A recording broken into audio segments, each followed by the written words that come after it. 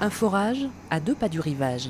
Il ne s'agit pas ici de puiser de l'eau, mais d'analyser la structure du sous-sol dans le cadre d'une étude scientifique à l'échelle du Roussillon. Depuis plus d'un mois, chaque jour ici sont prélevés des échantillons, des carottes de terre et de sable. Elles sont analysées par des regards experts pour définir et localiser les nappes d'eau souterraines.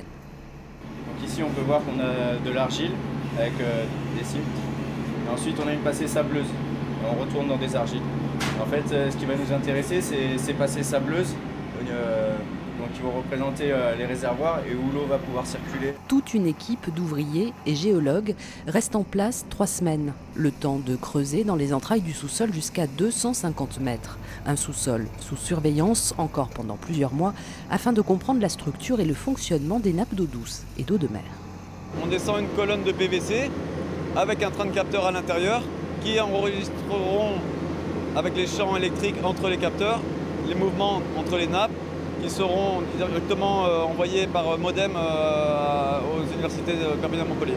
L'objectif, c'est de savoir, en fait, de pouvoir tester après, une fois qu'on aura une architecture, qu'on connaîtra l'architecture de ces nappes et leur comportement, de pouvoir faire tourner des modèles prédictifs qui nous permettront à l'avenir de mieux gérer ces nappes et de savoir dans quelle mesure on peut les exploiter et jusqu'à quel niveau sans les mettre en danger. Un enjeu précieux, 85% de la population des Pyrénées-Orientales s'alimente en eau potable dans ces réserves. Après l'analyse du sous-sol du bord de mer, le chantier se poursuit d'ici quelques semaines aux portes de Perpignan, à Poyestre.